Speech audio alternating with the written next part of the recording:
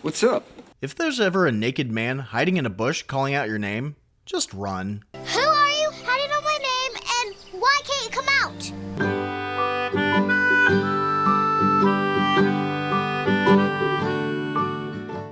out? Are you ready for this? It's not good. So we meet this kid Henry, who's singing very shittily in the car with his mom. Some trucker hits an ice patch about a mile down the road, so after getting into an accident that was pretty easily avoidable, they're now mid-spin, but his mom still turns around when Henry calls for her. He's scared, not because of the accident, but because he's disappearing. You know, because he travels through time. He reappears booty-ass naked in his living room, and then pops up on the side of the road, just in time to see his mom's car blow up. Shame. Could have joined in on the killing spree. It seems like after this truck hit the first vehicle, it decided to just hit the gas and plow straight into her for funsies. You know what they say. Life's a hunt. Some random dude runs up to the naked child with a blanket and tells him that he's from the future, but not anything like what to tell the cops when they ask you how you got out of the car, or where are your pants. What in the hell are you wearing? The older him is now naked in the library, which he apparently works at, and this place is also open for business. But what if somebody saw him? He would probably be fired. Unless, of course, this is why people come to this library. Honestly, don't you two read? So the next day, this chick Claire comes in looking for a book, and she totally gushes over seeing him. She acts like she's known him for years, but he doesn't have a clue who she is. She offers to take him out to dinner to explain, because it seems that he's forgotten he's a goddamn time traveler. Henry, we've been planning this dinner for a long time. We have? And then, after they confirm their plans, she just leaves without the book she went in there for. I'll let Claire know. As he gets ready, he travels to a rainy alley, where he immediately breaks into an apartment, steals some clothes, and then gets arrested. Because these cops have an amazing response time for a B&E that no one called in. But he travels back as soon as he's in the squad car. Oh, shit. So he shows up late to dinner at his favorite restaurant, where Claire is comfortable ordering wine, even though the place doesn't look like they've ever cleaned their toilets. 'Cause it's true. She tells him that he's been popping up naked randomly throughout her life, where he tells her that they're eventually going to get married. Now, some people might call this romantic.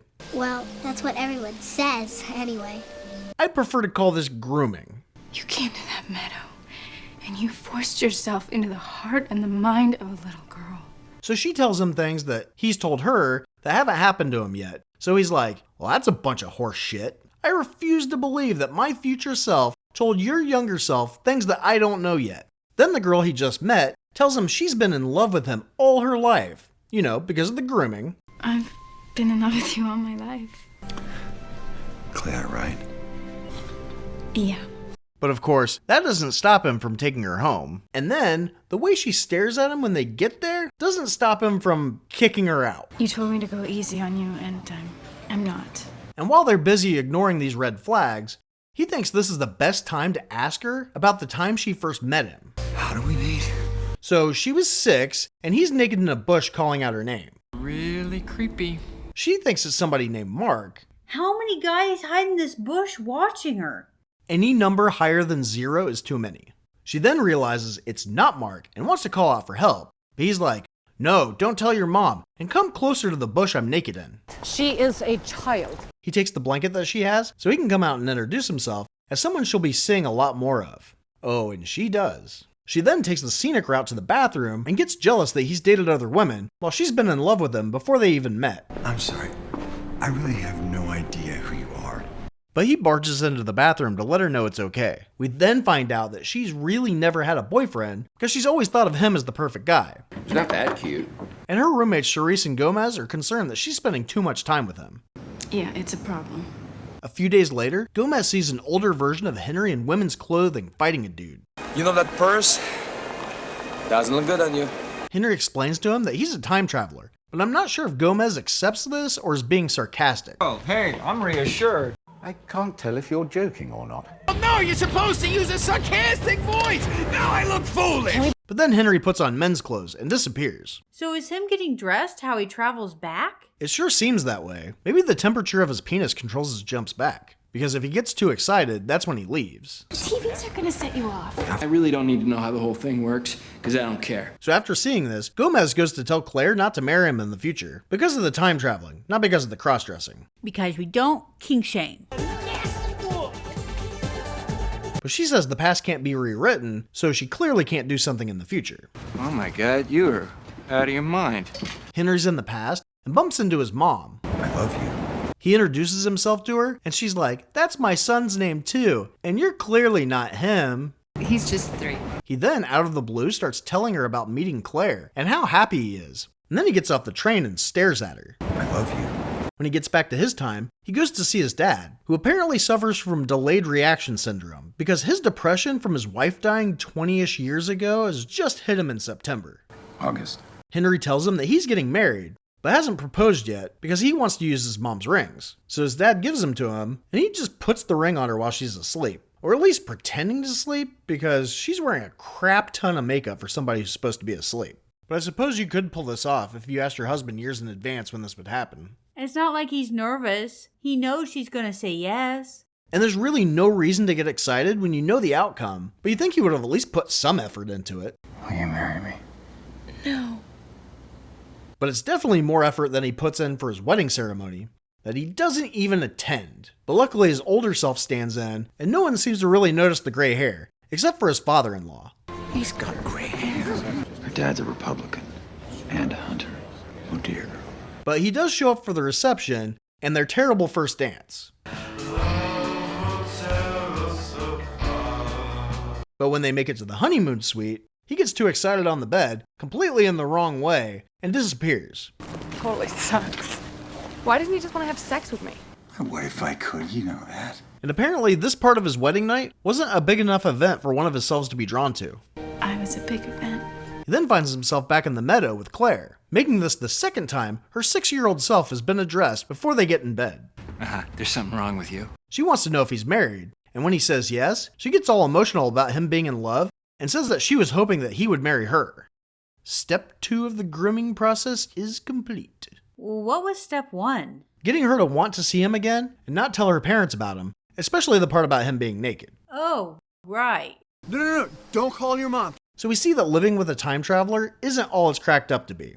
He misses out on a bunch of moments in their relationship and sometimes disappears for days or weeks on end. He's been ignoring me. But he's the type of person that takes a shower while they're in the middle of moving. So what kind of help around the house is he anyway? I'm not gonna do it. So he gets back one day, and even though she knows about his condition, blames him for being gone and leaving her alone. So she leaves to go be alone. But while she's gone, he gets the rich girl the present of money. You just won $5 million. He won't like it. They go house shopping, and for some reason, he only knows what the backyard of their future house looks like instead of the address. But they end up buying a house, and at their housewarming dinner, a version of him shows up bleeding, and then vanishes, and Henry's like, "Well, I guess you've all seen my penis now."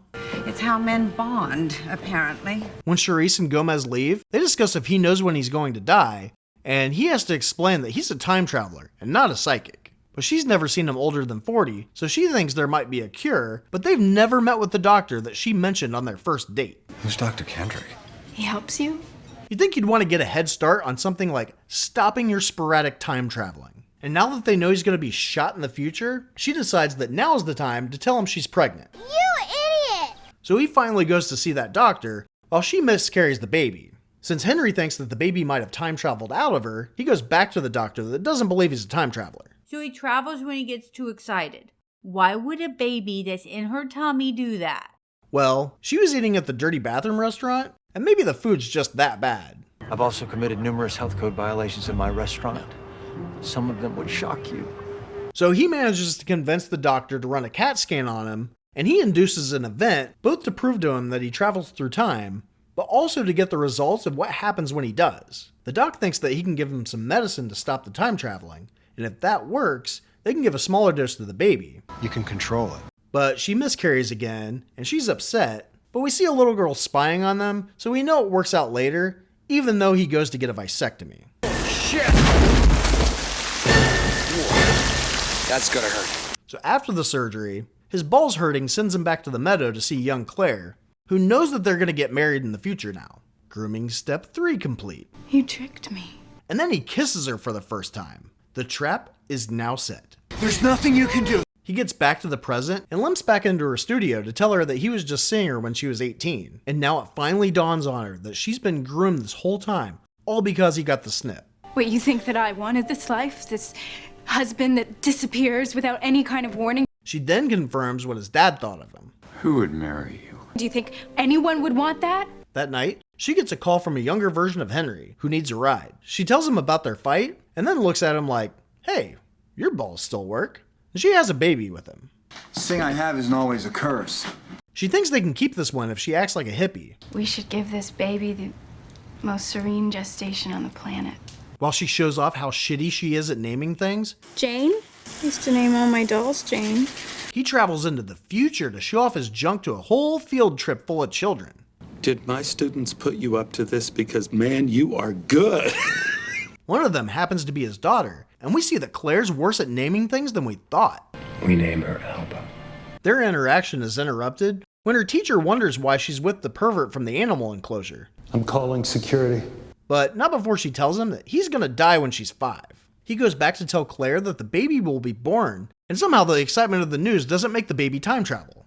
I don't want you to worry if you don't have to. We then fast forward to Alba's 5th birthday, where the 10-year-old version of Alba is playing with her. The younger version of Alba has her party ruined because of something she said. Daddy, are you dying? Only for a little while, honey.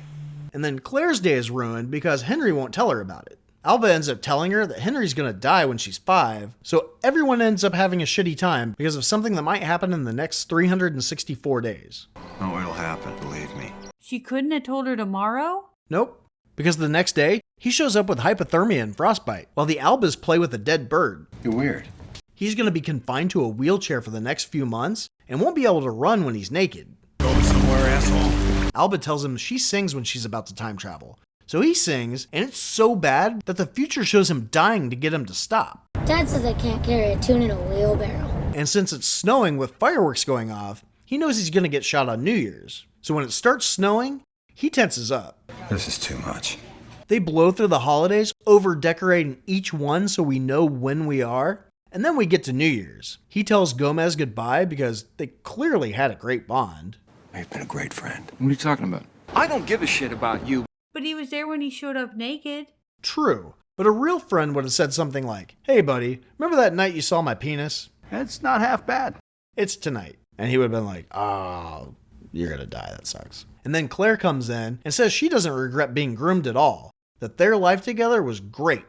Now go get shot. And he does, and he travels to the meadow where his father-in-law shoots him when he misses a deer. Well, maybe I could take you out sometime. I'd like that. And then Henry goes back to the party. I'm sorry, but if I knew what night I was going to be shot and where I was going to be, I would have had a doctor on site with all the equipment needed to save me. When you're rich and can win the lottery anytime you want, you can hire an EMT and convert the guest bedroom into a surgical suite for a night.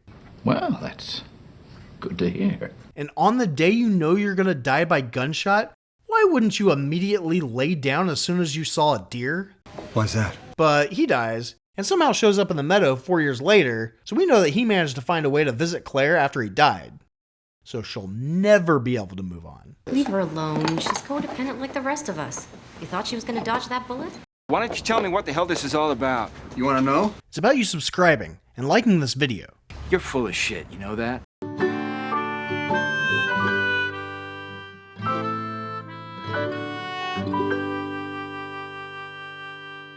It's been over for a while. I knew this would be a waste of my time.